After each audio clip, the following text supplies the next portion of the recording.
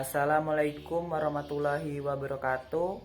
Perkenalkan, nama saya Muhammad Firdaus, NPM 212310241, jurusan Ekonomi Syariah, Fakultas Agama Islam.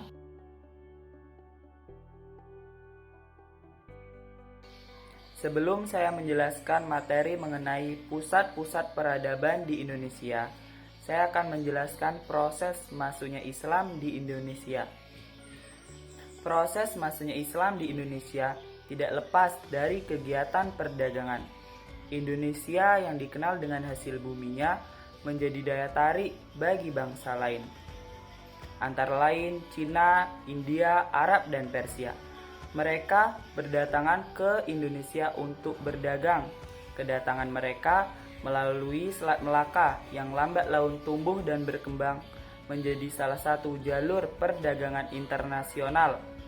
Melalui Selat Melaka, para pedagang mengunjungi pusat-pusat perdagangan di Indonesia, antara lain di Pulau Jawa, misalnya Jepara, Gresik, dan Tuban. Dari sana pelayaran dilanjutkan ke Banjarmasin, Ambon, Goa, dan Ternate, yang merupakan pusat-pusat penghasil rempah-rempah. Melalui hubungan dagang itulah, para pedagang Arab, Persia, dan Gujarat yang telah memeluk agama Islam dapat memperkenalkan agama dan budaya Islam kepada penduduk Nusantara. Dengan demikian, dapat disimpulkan bahwa masuknya Islam di Indonesia berlangsung secara damai melalui hubungan perdagangan. Hanya saja, kapan pertama kali Islam diperkenalkan belum diketahui secara pasti. Hal ini berkaitan antara lain soal keletakan setiap wilayah secara geografis.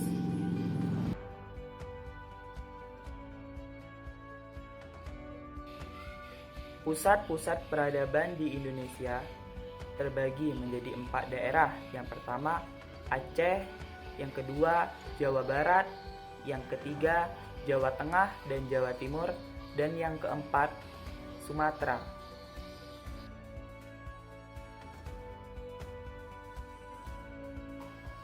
Yang pertama daerah Aceh.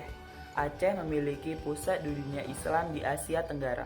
Pada masa kejayaannya, Aceh merupakan pusat peradaban Islam di wilayah dunia bagian timur, yaitu Asia Tenggara. Bahkan Aceh merupakan pintu transmisi jalur penyebaran agama Islam ke seluruh wilayah Asia Tenggara. Karena itu Aceh disebut dengan Serambi Mekah. Aceh merupakan pintu gerbang masuknya Islam ke seluruh wilayah Nusantara. Di Aceh pernah berdiri kerajaan-kerajaan Islam. Yang pertama, Kerajaan Perula, yang kedua, Kerajaan Samudra Pasai, dan yang ketiga, Kerajaan Aceh Darussalam.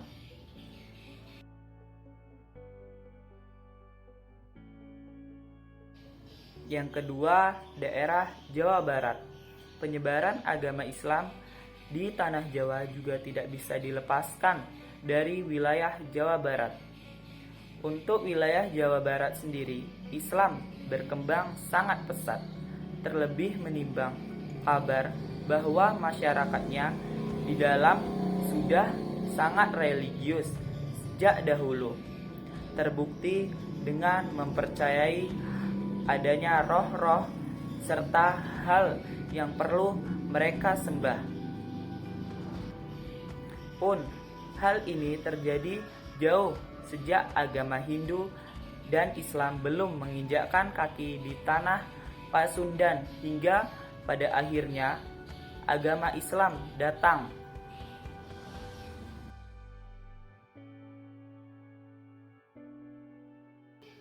Yang ketiga, wilayah Jawa Timur dan Jawa Tengah. Di wilayah Jawa Timur, kabarnya Islam sudah ada sejak abad ke-11 Masehi. Hal ini dibuktikan dengan terdapatnya makam Fatimah binti Maimun dengan tulisan 1082 Bukan hanya itu saja, makam orang Islam lainnya di kawasan Majapahit juga telah ditemukan. Wilayah penyebaran tidak lepas dari Wali Songo, terutama dari 9 wali yang ada, 5 diantaranya masuk dan menyebarkan agama Islam di wilayah Jawa Timur. Hal ini pula yang menyebabkan mengapa ada perpaduan budaya agama Islam di wilayah Jawa Timur. Kemudian wilayah Jawa Tengah. Jawa Tengah juga salah satu kawasan penyebaran Islam yang pesat, terlebih lagi dengan jumlah penduduk yang padat. Agama Islam begitu cepat menyebar, terlebih menimbang kabar bahwa agama Islam di Jawa Tengah bermula dari pesisir utara.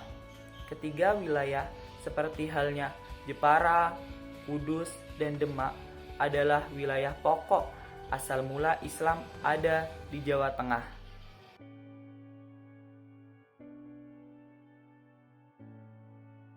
Dan yang terakhir adalah wilayah Sumatera.